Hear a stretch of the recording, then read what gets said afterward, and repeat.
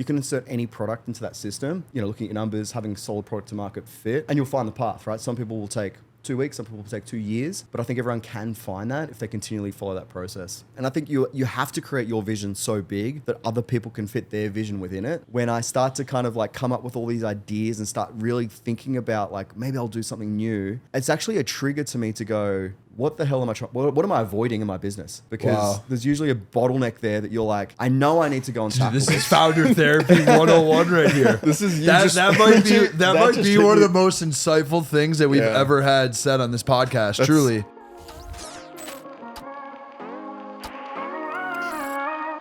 Jay Wright, founder of Ecommerce Equation, is a serial entrepreneur who has carved out a unique niche in the e-commerce world. With a background in finance and a talent for scaling businesses, Jay's journey began with co-founding Search Insights, Australia's leading e-commerce digital marketing agency. Today, he focuses on empowering e-commerce founders by helping them build in-house capabilities, navigating the complex landscape of online retail with an emphasis on sustainable growth. In this episode, Jay shares insights from his entrepreneurial journey, from the highs of launching products that rapidly scale to 7 figures, to the challenges of transitioning from agency life to hands-on brand building. He discusses the critical importance of product market fit, the evolving nature of digital marketing, and how his coaching program is reshaping the way e-commerce brands approach growth. Welcome back to the Turning Pro Podcast, Season 2, Episode 10. Today we have Jay Wright, who is the founder of Ecommerce Equation, joining us. Thanks for joining us today, Jay. Thanks for having me. Stoked to be here. He came across the world for this episode. That's what I'm telling people. He's in town from Australia, which is absolutely epic. Yeah, stoked to be here. Thanks for having me in your neighborhood. Would love to maybe just start by you giving us a quick background on what you're up to, and then we can go from there. So the short background is I had an early career in finance and timed it really poorly with the financial crisis. So I graduated in 27 with the finance degree, which is not great timing. But so I did a short stint in 2012. I was sort of in London doing derivatives trading, and it was still really hard. There was a double dip recession and it was kind of carnage, and realized that finance wasn't really what I wanted to do. And I had a friend who was in SEO at the time reach out, and he knew I kind of had, some cash from finance and knew how to sell, because essentially stockbroking and trading, you're kind of a glorified salesperson. So kind of jumped in head first to marketing back in 2012 and started an agency with him. Shortly after, I kind of bought him out when it was obvious our goals weren't completely aligned with what we wanted to do. He wanted a lifestyle business. I wanted to kind of make something. And scaled that, sold it in 2017. Predominantly work with e-commerce clients, just serendipitously. Like the first client I had was a big shoe company in Australia called Hype DC. And so we just attracted a lot of other e-commerce clients and just became known in e-commerce for doing SEO. And so in 2017, after I sold the agency, I jumped in and started a couple of my own brands. I took a profit share in a kids book, AB to Jay-Z. Then when Jay-Z sued us for using his name, I did another kids book brand called Alphabet Legends. And then I did a kind of novelty gifting product, Dad Cooler.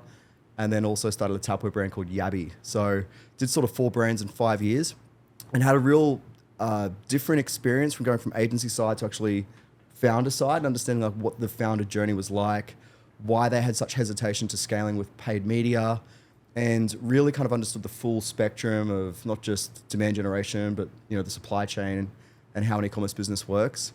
And through that process, then I started consulting businesses. So and that's sort of the genesis of Ecommerce Equation, which I'm doing now, and that started in about 2019, 2020. Can you walk us through the model of Ecommerce Equation? Yeah, so the big difference with the e-commerce equation is we're not an agency. We call it a group coaching mastermind, but essentially there's an element of coaching. So rather than doing a done-for-you service, essentially what we do is we look out across our member base, we see what's working, and my role and our business's role increasingly is about synthesizing what's working, creating material that people can implement into their business, so checklists, swipe files, templates, tools, resources, and then coach them to actually build in-house capabilities.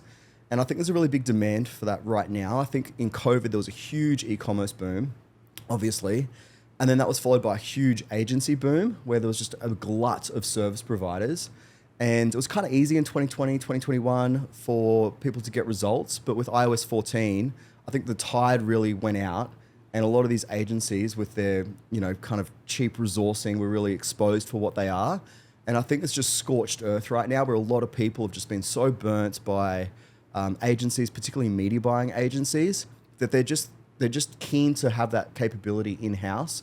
And that's really what we enable. So we're really trying to build in-house capability, reduce dependencies on third parties for e-commerce founders. And I think that's been incredibly well received by the market. So that's really the differentiator that we're doing now versus the agency back in the day. So if you were to start a brand tomorrow, based on your experience on being both sides of it, for people listening, what would you say are the 3 most important things? If I was to start a brand, so I think the number one thing would be trying to figure out product to market fit and iterate quickly. So if I was starting, the number one thing I'd be looking at is revenue per visit. So how much cash am I extracting from a visit? Assuming that visit was from a quality source, like a sales objective Facebook campaign, basically you should be extracting at least $2 per visit. And so the very first thing I'll be doing is making sure I'm bringing a product into the world people want, because that is like no marketing can compensate for people just not wanting your product, right? So I think the number one thing is just actually doing something that's unique or differentiated or that people actually want.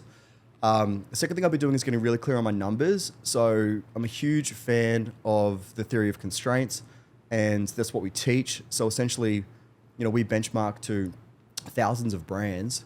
So understanding like what is the bottleneck is so pivotal, because you can spend years working on the wrong problem, right? You can think you've got an ad problem and ads can't work, but then, it's really just a conversion problem, or you've got supply chain problems. And so really I'd be benchmarking myself to understand what the constraint was. And I'd be trying to find that path to scale by continually working through those bottlenecks. So I think for me, you can insert any product into that system of, looking at your numbers, having solid product to market fit, and just iterating through the issues and the problems using data, and you'll find the path, right? Some people will take 2 weeks, some people will take 2 years, but I think everyone can find that if they continually follow that process. I want to talk about agencies specifically, because I feel like a lot of the agencies that you look up to or I look up to, a lot of the time they have lasting power. And that's almost part of the differentiator there. And that they don't just pop up for 2 years when media buying is sexy or easy to do. Yeah. But they've been here. I mean, I have so much respect for agencies that have been around for like 10, 15 years. Because as you know, it's such a slog and it's such a grind. It's rewarding, but it's really difficult. Yeah. So I'm curious, what agencies do you look up to? It could be across industries too, not just necessarily ecom, that have that lasting power and have been around for a while. Yeah, don't get me wrong. There's some incredible agencies out there. Some of the best talent in the world is in agencies. And I think that the agency business model can work for certain brands. I think fundamentally the issue is that there are so many agencies. Like there's 10,000 agencies in Australia and there's 130,000 Shopify stores. So there's almost like one agency for every 10 brands. And that's just agencies, not freelancers, not offshore agencies servicing Australia. And you kind of multiply those numbers by 20 to get the US stats. So I think that there are amazing agencies in there. There's just so many that they can't all be good, right? And I think the good ones, the differentiating factor is that often they go upstream and they start to service the better clients. So when you have that lasting factor, what often happens is you find people that are successful and they do have a business that has unit economics that can afford to pay for better talent and a better agency. So what you see is that there's this just like vacuum where the best talent go to the best agencies and they service the best brands. But how do you get to be a best brand when you don't have access to those agencies? So I think really what it is the business model of an agency needs to, it's a product at the end of the day, and the product is hours. You're selling hours. So just like an e-commerce business is trying to procure their products for as cheap as they humanly can, like an agency is doing the same. They're trying to get talent for the least they can get away with, right? And they're trying to sell those hours for the most they can. That's the product. So the agencies that succeed find a higher end customer, I think. And just like a luxury brand, they're charging almost a luxury premium. So they have enough margin to be able to afford to retain better talent. And I think that's really what I see. And I have a huge amount of respect for those top agencies. I think they do an incredible job. And I envy some of their clients, right? But there's a massive amount of the e-commerce world that can't access them or wouldn't be taken on by a lot of the best agencies. And they're left to kind of pick through the rest to try to find something good or do it themselves. What are your thoughts about the ethics of lots of agencies? I think we've talked about this, but to me, a big reason why Platter exists is because I think there's a lot of unethical agencies whereby they're trying to do the least amount of work for the most amount of money. They don't actually have the best interests of their client at heart, even though they might say that.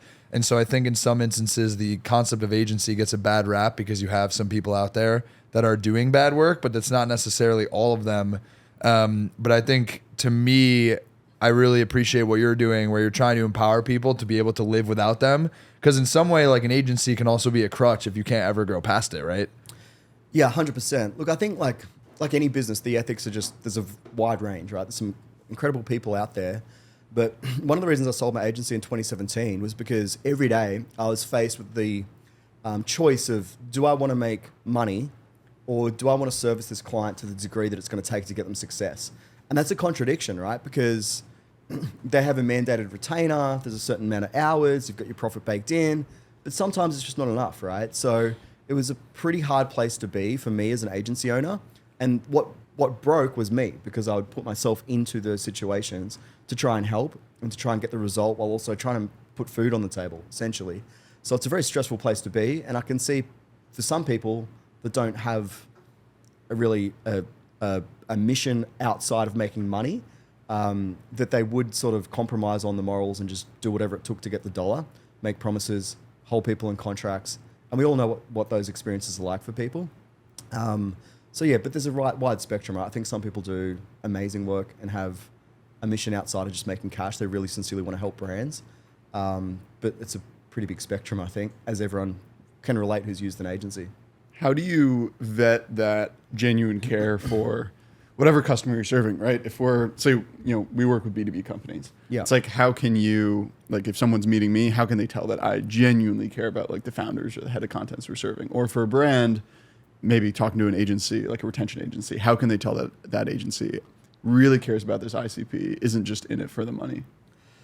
Like the questions I would be asking are, like, any service provider should be keeping records of client, member, customer satisfaction, right? Like, if you're not, they probably don't care. Like, if they're not measuring it, they probably don't care. If they are measuring it, they should have those statistics available.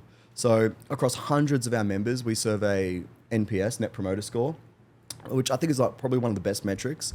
Essentially, you ask, the member, the client, how likely are you to recommend this service provider to a friend or family member? And they rank it 1 to 10. So 9 or 10 would be that they are a promoter. I think 7 and 8 is neutral. Less than 7 is they're a demoter or a detractor. And you get an average score. So we're at 90 for Ecommerce Equation, which means that across hundreds of brands, the average person would 9 out of 10 recommend us to a friend or family member. And I think if you can get that level of stats, the challenge with agencies is that often you see the outlier. If you've got a scaled agency and you've got hundreds of clients, there's always going to be a couple of people that win in spite of the agency's work. Maybe despite the agency's work, because they just had a great product or they were a savage. So you really need to understand the average experience of a client, not the outlier, because if you don't have a unicorn product, if you don't have like the next hit, you're probably average. Like the odds are you're average, you're not the outlier. So you need to understand the average experience. And I think average client satisfaction metrics are probably the best way to understand that, as well as talking to existing That's clients. such an interesting point, 'cause I'm just thinking about, like, every vendor, they show case studies of, like, outliers. Of course. Like, what like company is going to put a case study on their website, be like, oh, this person hated me and we completely fucked their business, but, like, you need to know about them because they're on the other side of, like, what we've worked with. 100%. So I guess my next question is, like, what are your thoughts on the concept of case studies as a marketing function?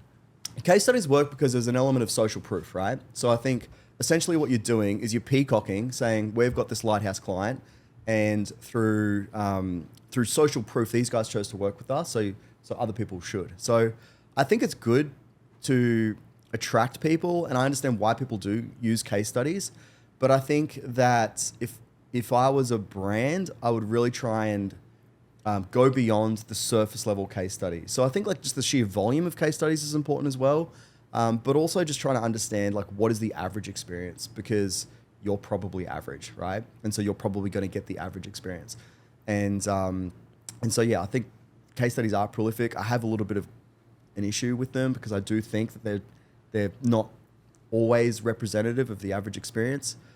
The other thing that I see that's prolific in agency marketing is like logo embellishment. So, I've worked with some brands since 2019, right? I've had brands that I've consulted every week, twice a week for 5 years. And I've been at their office for every Black Friday launch, every big event. and I intimately know that brand. Like, and they've gone from 2 million to like 100 million in 5 years.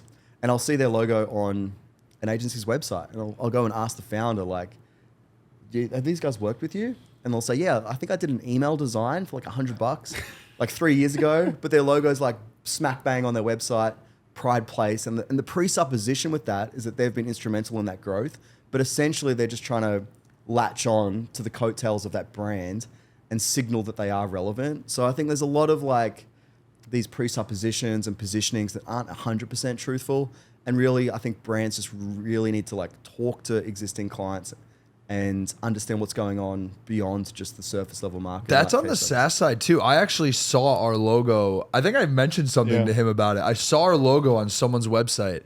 It's like, I had a 15-minute conversation with them. I didn't even use this. That's crazy. That's crazy. Is it like a community thing? And I was like, no, it's a software tool, and I'm going to leave it at just that because I'm not trying to, get myself in hot water here. But like, it was more so it's not worth. When you're in the earliest stages, I'm like, all right, whatever. Like, my logo's there, not a big deal.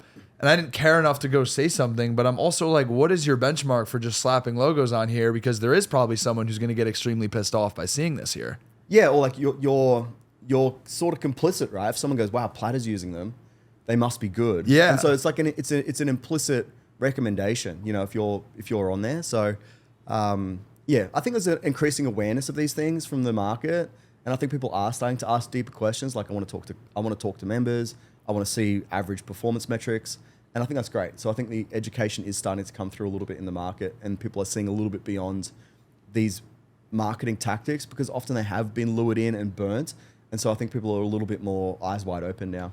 Yeah. I want to talk a little bit, this is a little bit off the beaten path, but I want to tap into your curiosity a little bit. I feel like you went from agency to like children's book brand to like homeware brand to like coaching business with brands. Yeah. What like drives your curiosity?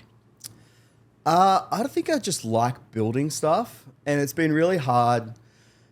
Like when I did the agency, I started the agency and then I invested in like a competitor to Alibaba, and I started like a granny flat marketplace, which is like a second suite business. And then I had a friend at Google, so he started this like tracking app called the Shadow app. And I did like 6 things, and none of them worked apart from the agency. And I was so distracted.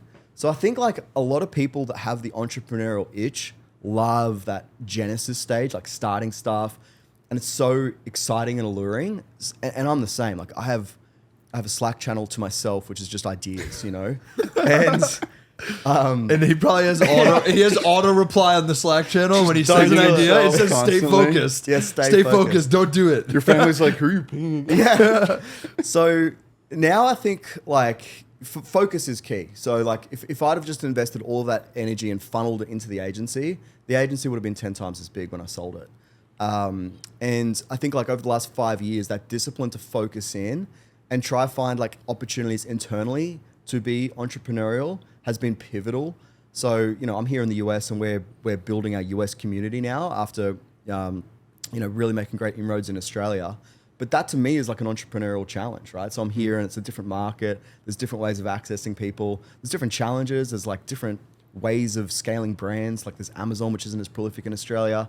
So for me, I just get to express that entrepreneurial itch internally to build the main thing. But yeah, I think if you are kind of blessed or cursed with that entrepreneurial itch, I think you can get really, you see opportunity everywhere. You see problems to solve. It's a disease. It's a disease, but I think it's good because the world needs problem solved, right? And I think if you're the rare type that can see that and have the audacity to think you can fix these problems, like you should be celebrated. You should go and do these things. But at a certain point, when you find a product to market fit, you find something that solves a real world problem, at a certain point you need to focus in on that. Otherwise you're doing a disservice to that idea. And I think part of turning pro, part of like me maturing over the last 15 years in business has been the ability to kind of say no and focus and find ways to satisfy that entrepreneurial itch internally with the main thing, which is Ecommerce Equation for me. Is your default response anytime new opportunities come your way? And I'm sure over time the opportunities are getting better and better and more exciting with like really experienced partners. Yeah. Is the default always no, or is it I'll take a call and see what happens?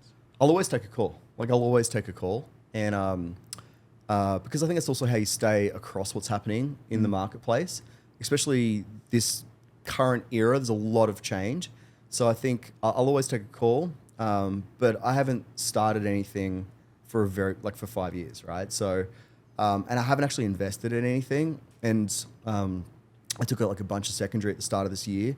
So I've got like the amount of people that have reached out to me for investment and that sort of thing is like 100x, like it's crazy.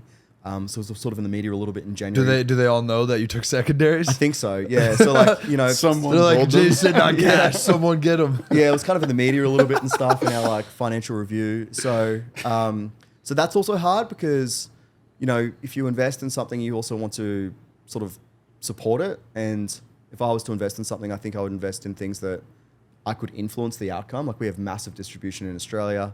And, you know, I've got a fair degree of skills in scaling businesses. So that's also challenging. It's not even starting stuff anymore. Like that's hard enough to put in a cage and sort of suppress. But then you've also got all these other opportunities that other people have created these awesome ideas that you can see how you would really influence. So it's like, it's really, I think having to say no is one of the hardest things. I want to push on this a little bit because Gary Vee is someone who I've seen talk about this a lot. He's like very much in the other camp of like Saying yes to everything. yeah, he's like anyone who told you that you can only work on one idea all the time Yeah. is, you know, full of shit. Like you should be able to do a lot of things. And so I'm curious also what your perspective is. I think my opinion on it is in some sense like I respect and admire Gary's perspective on this, but I think it's also a lot easier to say something like that to the world when you have an infrastructure and an operation that he has where like he can literally wake up with an idea that he had in his dream and have 5 people like building it full time by snapping his fingers, and like he's not resource constrained in doing so. Totally. Versus like a first time founder or maybe a second time founder who had like an okay outcome but isn't like, you know, rolling in it where they can't just like throw money at everything. I feel like there's levels to it, but I do believe as you go up market, if you will, in your career, I think you could probably say yes to things but knowing that it's more so like you come up with the idea and you put people in place to actually execute those ideas. So I'm curious if you think that actually holds any validity or you're still like, you got to be all in on one thing. I think the calculation that I do in my head is the opportunity and the opportunity cost. So like you said for Gary, there's probably no opportunity cost. You know, there's probably no, you know, if he hires 3 people, it doesn't work out. There's probably no opportunity cost. So for me, I just always do the mental calculation of like, all right, well, for this brand, for this idea to be meaningful, like what would it have to do, you know? And often where I get to is if I just grew my main thing by 5%, the EBIT on that would be more than my expectation of this idea after 5 years. And I think doing that actual calculation of, right, here's my main thing, I've got this going. It's so much easier to take something that's already going and increase it by 30, 50%, double it, than it is to get something from a standing start. And I think what a lot of founders forget is that they actually create lightning in a bottle. Like if you get product to market fit and you get to scale 1 million, 2 million, 10 million turnover, like that's incredibly hard and incredibly rare. And I think people take for granted that they've actually done something that's kind of hard and unique, and they think that everything is going to pan out that way. So for me, it's like at the scale that we're at, where it's every opportunity, I just kind of boil back to, if I was able to, you know, say, replicate what we did in Australia and the US, what would that look like? And then you're kind of talking about 9-figure outcomes there. So any other opportunity kind of pales in comparison. So I think it is an opportunity cost. And I think Gary's not wrong. It's just he doesn't have an opportunity cost because he's so far down the road. Like there's no cost to him to take on these ideas. I think actually you just like provoked a thought in my head that makes way more sense to me. Is there's an inverse relationship in that the most exciting part of a business for entrepreneurs is the idea stage. Totally. But it's a lot easier to go from like 1 million to 5 million than 0 to 1 million. But it's like, why as entrepreneurs are we obsessed with like the idea phase when it's actually easier, to your point, of like pouring fuel on something that already works, yet like everyone is always gravitated to the hardest part of the journey, which is like getting it off the ground. I think it's romanticized, you know, and I think it's a grind. Like when you're going from 0 to 5 team, that's fun, you know, everything's new, everything's fresh. When you're grinding and you're actually like kind of scaling departments and you're putting in place processes and systems and building out, you know, your software stack, and that stuff's like just not as fun. And it's sort of the difference between, I don't know. I think for most of us that are entrepreneurial spirited, like it's fun and exciting and new and everything's greenfield and we thrive on that. And when you get to the actual like infrastructure piece, everything feels a little bit slower. It feels a little bit less exciting. And so I also think we start to come across harder problems. And I think when you hit a hard problem, it's almost easier to kind of distract yourself with something new and green over here versus punching through the wall that you actually need to punch through. And I actually now know when I start to kind of like come up with all these ideas and start really thinking about like, maybe I'll do something new. It's actually a trigger to me to go, what the hell am I trying? What am I avoiding in my business? Because there's usually a bottleneck there that you're like, I know I need to go and tackle. This is founder therapy 101 right here. This is you that might be one of the most insightful things that we've ever had said on this podcast. That's truly, so fun. Think about like personal therapy versus business therapy of like, what is the thing I'm running away from? Totally. And it's like when I'm getting excited about a new idea, what is the problem I'm trying to solve in my business? That's crazy. Yeah. And I think like I've got a real awareness of that now. And I think that's one of the things I've become really mindful of is it's a cue for me. I'll be like, why am I romanticizing leaving or distracting myself from the current thing? And usually there's a big problem there that's painful. And that's usually where you need to be. I need to do some journaling after this. Yeah, that is... It's a deep cut, man. I have a question on... I'm in shock. I'm like, damn, Adrian and I are going to be like sitting here talking to each other for an hour as after we're this both episode. not working on our own business. Yeah, by doing podcast. Agency specific question. I feel like you also started an agency and then launched Platter. I feel like in the early days, I actually did pretty well about like saying no to other stuff because like this was only just starting to work and I was really just trying to focus on it. And then I didn't expect this, but as things got better and we signed more clients and we became well known and like the team got bigger, the opportunities just got better and better and better. And I've gotten worse at saying no over time. Like it used to be a hard no to everything because I didn't have anything. And I was like, I just need to make something work. And now it's like, oh, that could be interesting. That may be an interesting idea. Even if, let's say, in real life, I'm actually addressing all the problems in my business. I'm not, definitely avoiding some.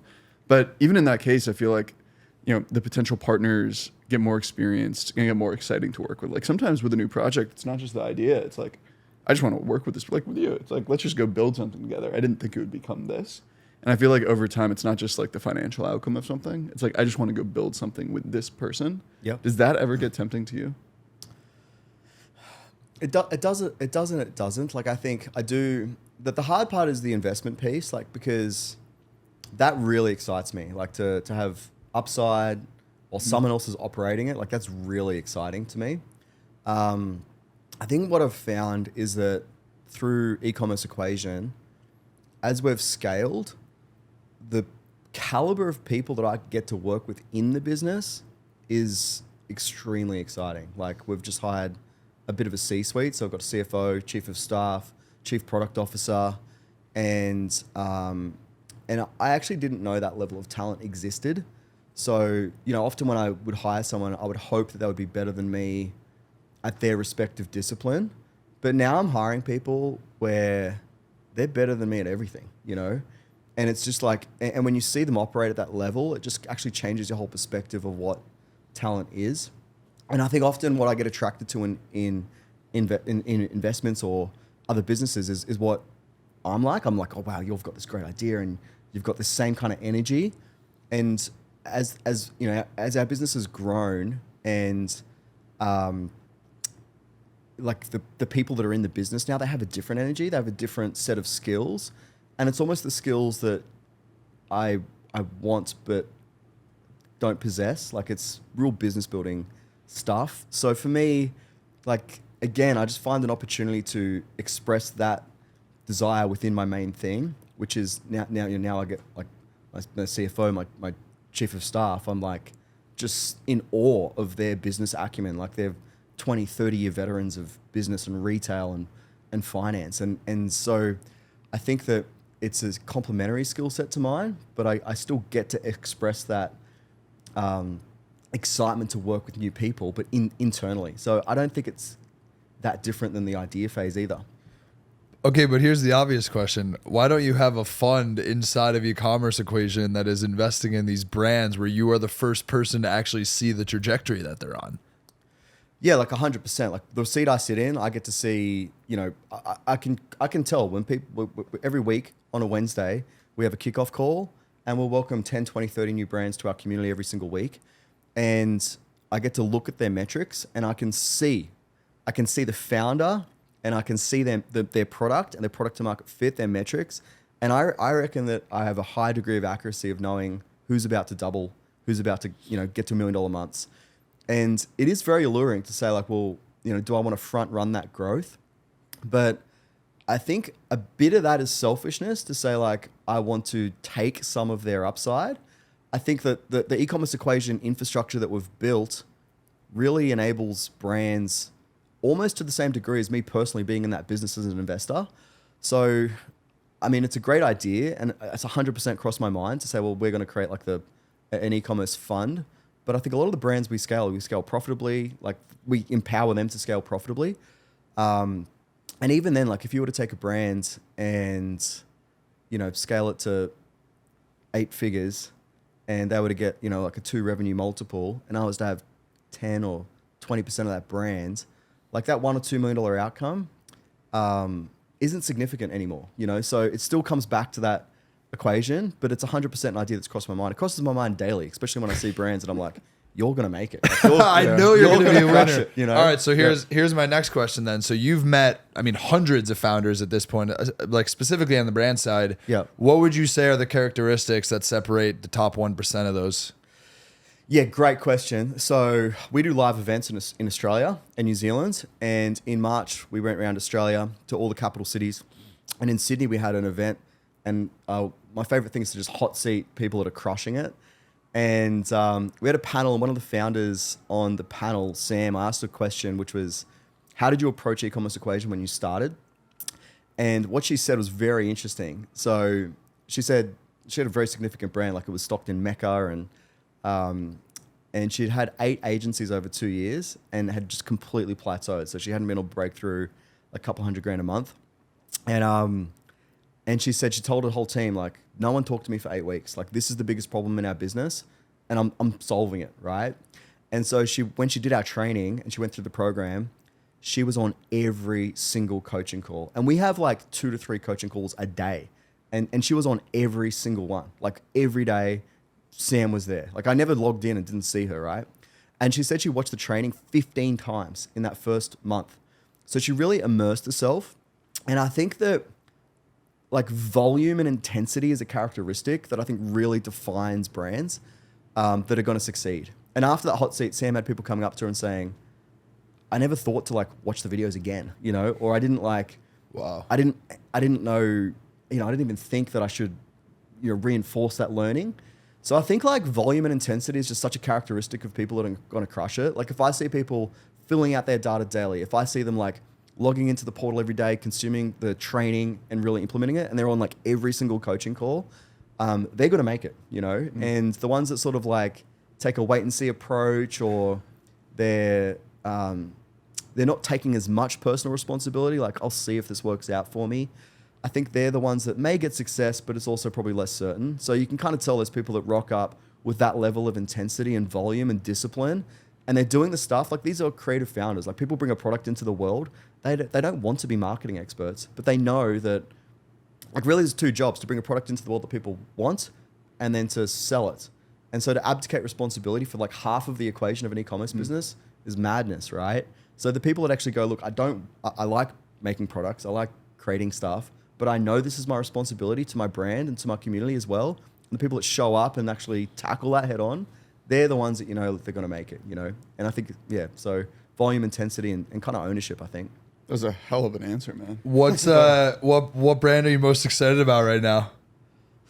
Wow, there's so many brands, man. Like, we've just got, I think that, like, I don't know what it's like here, but in Australia, we're definitely, I think we're kind of at the bottom of the cycle. So we've had, the 2021 craziness, and there was a little window there where a lot of people had just crazy outcomes, right? And I think that the the market for e-commerce brands has been a little bit on the nose, and I think that's going to turn next year. And I think that the people that are doing the hard work now and positioning themselves well are going to have some incredible outcomes in 1 to 2 years. So the brands that I really like are ones that have, something unique about them, and they have like a repeat customer base. I kind of like fragrances right now. So this is like the great thing about working with thousands of brands is that you kind of see waves of genres coming through. So, like there's always been a big kind of skin, supplements, like fragrances, I think is something new that we're seeing a fair bit of, where previously it didn't sell well online, but I think people are disenfranchised with the department store, designer logo fragrances. And there's these new kind of startups that are taking a different approach. That's selling well online. But anything that kind of meets those characteristics, I'm kind of excited about. But yeah, there's tons, man. There's so many that come through that I think are just crazy ideas. Jay, it's a diplomatic answer. I want one brand. One brand? Any US-based brand specifically? I think I don't know about you. Like, do you think that US consumers like Australian brands? Like, do you think that they have... Like in Australia, we look at European brands and they've got this like kind of appeal to them. Like they're a little bit unique and sexy. I think we have that too. Yeah. I don't know if with we looked European at, brands? New Zealand. I would brands. say European, Yeah, but I don't Not know Aussie brands? necessarily about Australia. Yeah, okay. Isn't Interesting. LSKD in Australia? Yeah, they're in San Diego. I like them a lot. Yeah, right. So Yeah. like, I think... I saw their logo on your site. Was yeah, it not on 100%. there? Yeah. Yeah. Yeah. I've been working with Jace for 5 years. So. Yeah. So like I think there's a lot of brands in Australia that are tackling the US market, and for us, we're a really small nation, so it's exciting to kind of help people come to the US. Yeah, I don't know. Like I get excited about a lot of brands. I don't like have favorites. I more think about like my net promoter score, the average experience. Yeah. Like really what keeps me awake at night is the shape of our bell curve of performance. It's not the 1 or 2 outliers that I'm like, wow, like they crushed it. It's more like, what's the average experience of people inside of Ecommerce Equation? And like last month in June, we helped 4 brands get to their first $1 million month. I think we helped close to 20 hit their first 6-figure month. So for me, that's more what drives me is like our impact goal and impact targets. And like when I say that, like it sounds cool, but like when you know the actual founder behind that brand and when you know like their family and what that means for them and what their goals are, and you know that you've changed kind of the trajectory of their business and their life and their family and their community and their customers, like I think that's really what excites me. And just kind of creating the tool to do that at scale is sort of far more exciting than like one brand crushing it, which used to be kind of really fun, but now it's more like this whole system that creates like dozens of success cases every kind of month. Yeah. I want to talk a bit about the low points, because right now we're talking about all the wins, all Yeah. the acquisitions, everything that has gone well. Yeah. And this could be when you were building your first agency. This could be during the acquisition process of the last agency. This could be things that you're working on right now. Mm-hmm. Could be on the investing side of things. But were there any stretches of time, and I'm sure there were, when maybe you weren't down bad, but you were like, I don't know if this is going to work, and I'm not really sure what to do? 100%, man. Yeah. So like after I sold the agency, it was 2017. So made low 7 figures. I was 29. Had 2 kids. So Well, how old were you when you had your first kid? 28, 29. Wow. And 2 kids really quick together. Don't recommend. Like That you gave me anxiety when you said that. So I was in Bali, and that's sort of when I started the consulting thing in sort of 2018, 2019. Classic.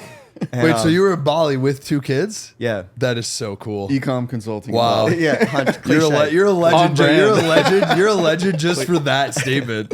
But in 2020, like COVID hit, and I was doing well, but I wasn't really pushing. It was more of a lifestyle phase of like, I've got young kids. Let's just go enjoy life a little bit. Like I really, I kind of burnt myself out with the agency. So I sacrificed sort of 6 years of my life, 16-hour days. It was not healthy, but it was formative, you know. So I don't begrudge it, but it was a phase that I really was happy to leave. But when COVID hit, I had a book of clients and that I was consulting as well as my own brands. And COVID hit, and in March 2020, we flew back to Australia. The Australian government said, if you don't come home now, you're not going to be able to come home. And so we flew home, and in Australia you had to do quarantine. So we were in quarantine for 2 weeks, and I lost nearly all my clients. And I think I had 3 clients left. And I remember talking to my wife saying like, we've got this like nest egg, but like, I don't know if this is going to work. And I remember doing the maths and thinking like, how much money do we need to afford to like live without burning capital? And I really clearly remember like just those 2 weeks, I had like only 3 consulting calls a week. No, like everyone left, and it was pretty brutal, you know? And at that point, I was like kind of like thinking about jobs and like what I would need to do, or like how am I going to actually make this work? Because no one knew, like everyone thought the world had ended, right? And so it's kind of crazy because fast forward 2 months, like I had a completely full book because e-commerce just boomed. But yeah, so I'm grateful for the people that stuck with me through that phase. But that COVID bit, like it was a pretty interesting experience. Like I think for anyone that lived through that February and March 2020, just like the degree of uncertainty there was just wild. So there's been heaps of moments, you know, where I think the other big one would be the transition from one-on-one to group.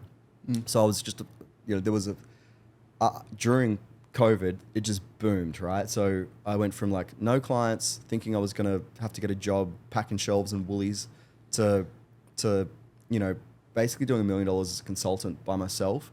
But that was, I would wake up, I would have a call at 8, and I would be on Zoom calls every hour, no breaks, for like 8 to 10 hours. And then at night I would have to do like invoicing and all the admin.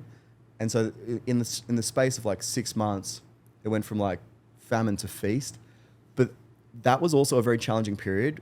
It was almost like golden handcuffs, where I was so burnt out doing this one-on-one consulting that I kind of wanted to give it up. And that's what led me to kind of this group model and starting to unpack the IP. But yeah, there are probably a couple of the low points. Was, you know, one was pretty desperate. The other was sort of a victim of the success of the COVID e-commerce boom. Can you speak a little bit to the impact of your relationship with your significant other, like watching you go like this? Yeah, I mean, and like that, how that affected your journey? Because like I think it's easy for maybe someone on the outside looking in to be like, oh, you know, has 3 kids now, has money to be able to do things, but it's like, no, you weren't there with us in COVID, and we're like sitting in the house, and I'm trying to figure out like, what am I going to do here? Yeah, like Marnie's always backed me, you know, and she's always sort of just she's always just trusted that it would work out. Don't know why exactly. And she's just superhuman. Like the anyone that's got 3 kids, like my kids are 7, 5, and 1. And for me to like be here with them and be able to be on this podcast, like there's a lot that goes on in the background that no one sees. So really she's the silent hero of everything I've ever done. But we met before I had anything. You know, we met when I was just getting going at the agency. And so she's kind of been with me through the whole thing. And I think she's just implicitly trusted that I'd make it work out. And I think like a huge part of motivation changes when you have a family. Like it goes from this sort of selfish expression and a little bit of ego to really wanting to provide. And I think that's an incredible motivator.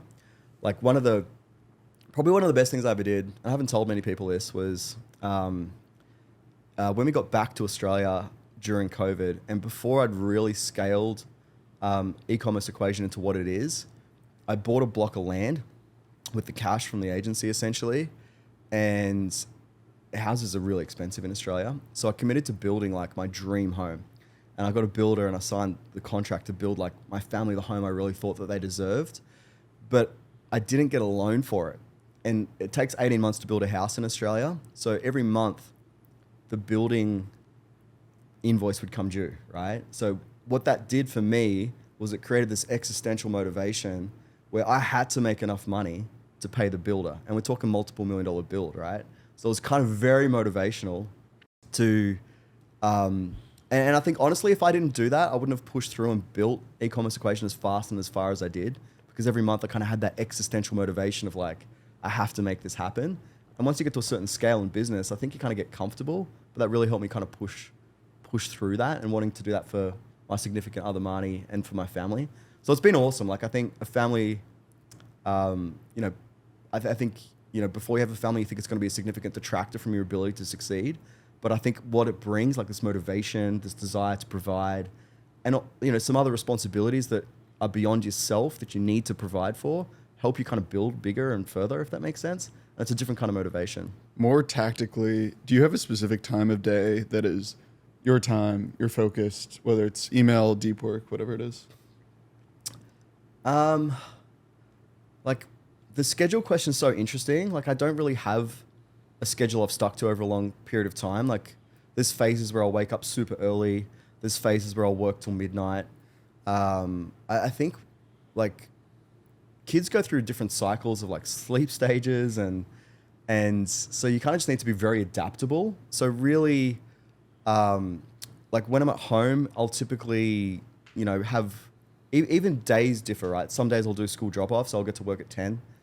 Some days I'll go to work really early to do early calls with the US time zones. So every day is kind of different, but usually, you know, I'll try to, you know, mornings or after school with the kids, and then I'll try to do some work, you know, like 6 to 8 hours during the day. And then generally when they go to bed, I'll kind of do another 2 to 4 hours. Sometimes it's like actual work. Sometimes it's just like research or emails and that sort of stuff.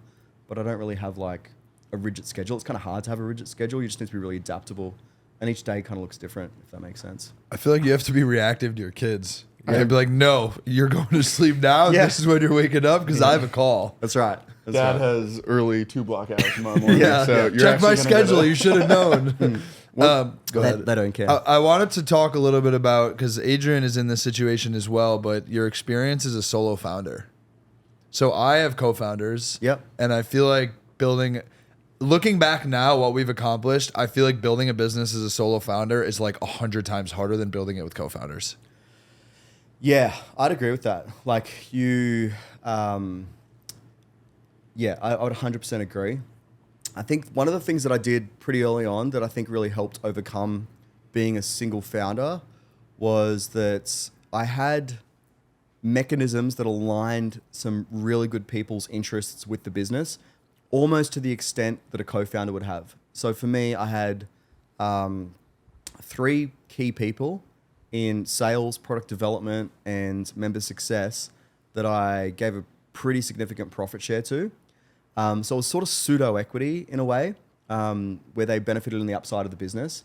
And I think for me, that really helped overcome that kind of like lack of ownership, or that peer level kind of debate, discussion, kind of intent and alignment that you get from a co-founder.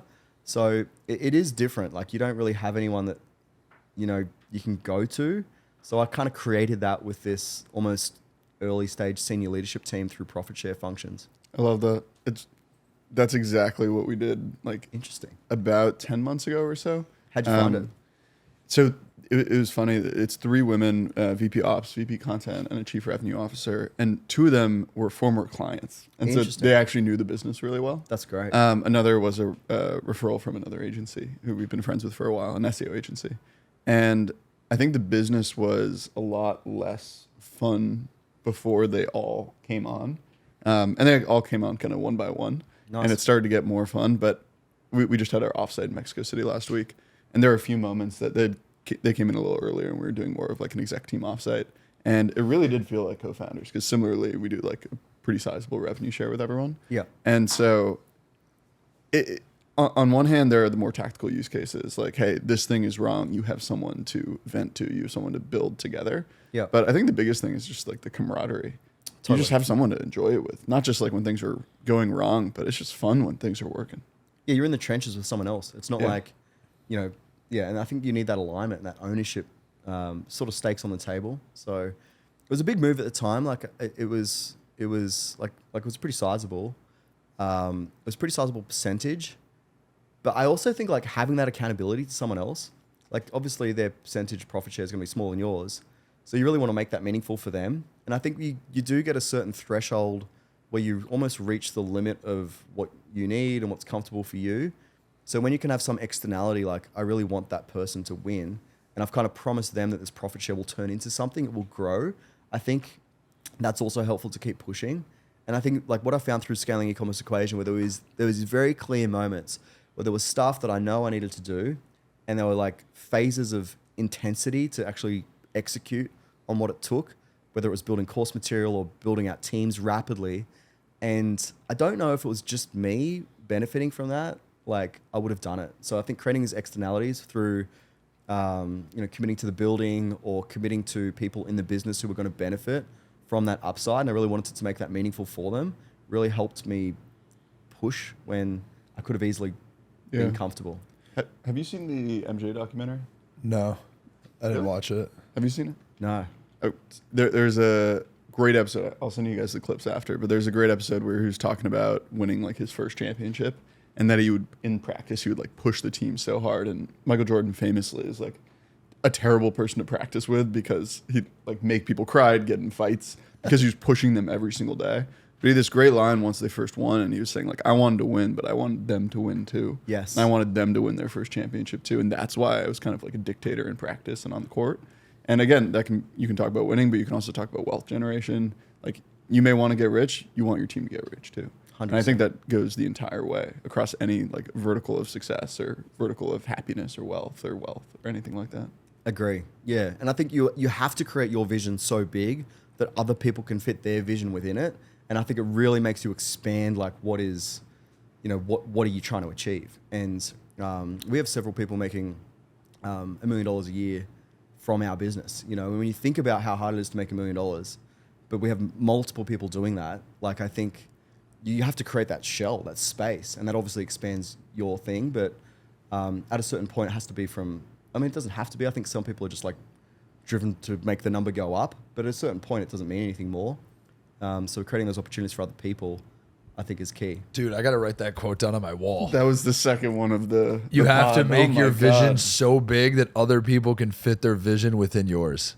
I feel like that is the epitome of a leader. Yeah, just dropping bars. Wow. We have some journaling to do. After Yeah, this. we I'm have a not lot kidding. of reflecting to do, Jay. This is unreal. I'd be remiss to not nerd out for a second, given how many e-commerce brands you deal with every day.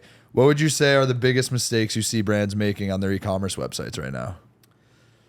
Biggest mistake on site, I think that, all right, so there's some big trends, right? Like there's AI, like Facebook, Zuck's bought 150,000 NVIDIA N100 chips. He's got 350,000 on order for this year.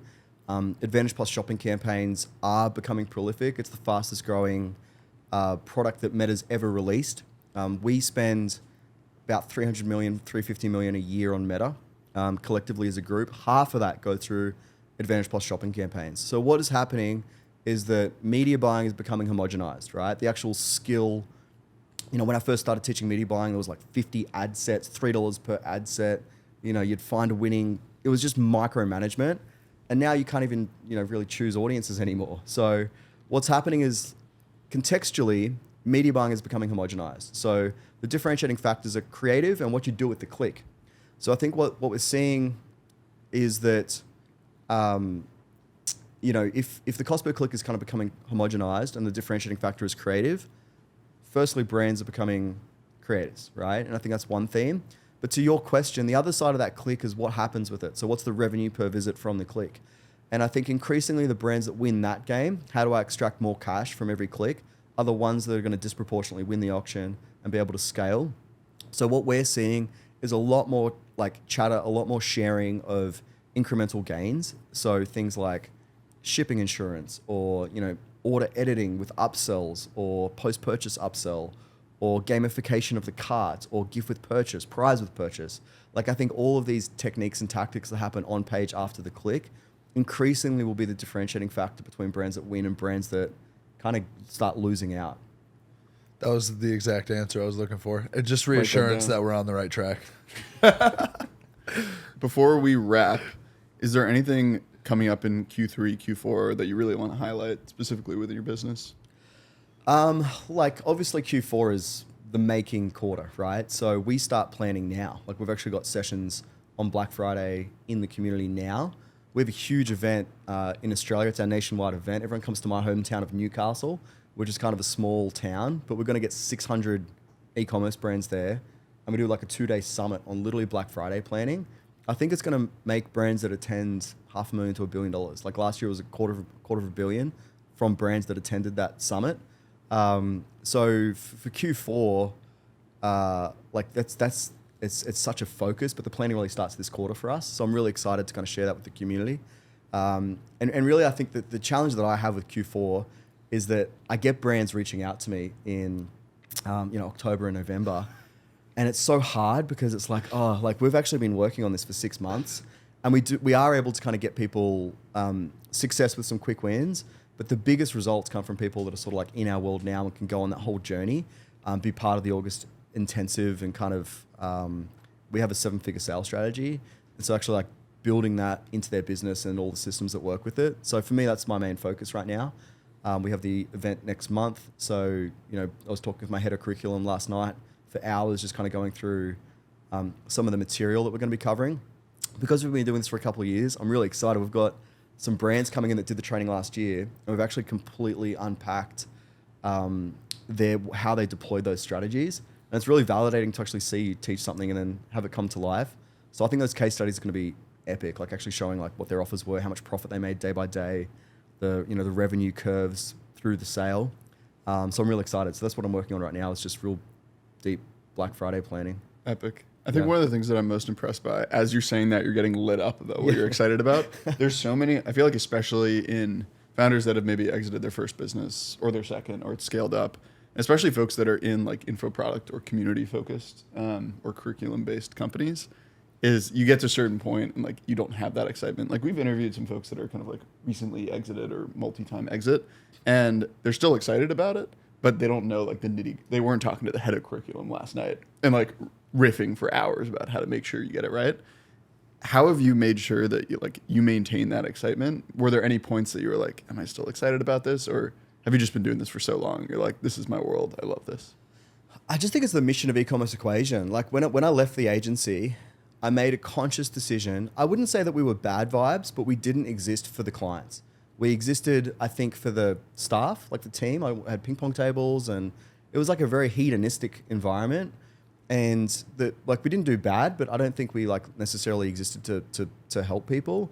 And I think the whole mission of Ecommerce Equation is to help founders, right? And so that's what motivates me. Like we have a member win Slack channel, and every day people post like wins from the members in there.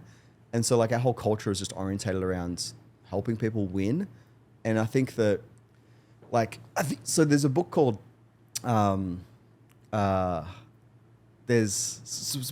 come back to it. There's a certain point where you need to kind of get outside of yourself, I think. And so when I started making more money than I could comprehend, it felt weird, and I didn't know if I should. And so one thing I've consciously done is to just have the good vibes mantra. And I constantly want to be putting good stuff into the universe and helping people. So really that's what motivates me. And I think money is secondary. Money will come, but I always want to be thinking about creating value, helping people, and just adding good vibes to the universe. And I think it all comes back tenfold. So for me, that's what motivates me. I want to go and help people. I want to see them. Like, you guys know how hard business is. So if you get the opportunity every day to go and help people, have a breakthrough, avoid the pain of a business that isn't working, like that's really the intrinsic motivation that I have. And it's the culture that we have in the business. So like member obsessed, good vibes only, like they're kind of our mantras. So for me, that's what I live for. It's not so much stacking subscriptions or anything like that. Like what we talk about is how many people got to $1 million this month? How many people got to 100,000 this month? And what are we going to do to support them in the future? And I think everything else is secondary. So for me, it's just like, it's really important to be doing good in the world and doing no harm, if that makes sense. So, and I think that helps you conceptualize the good. So much good can happen to you because you're doing good for others, if that makes sense. And you're just taking a small portion of that back from the universe.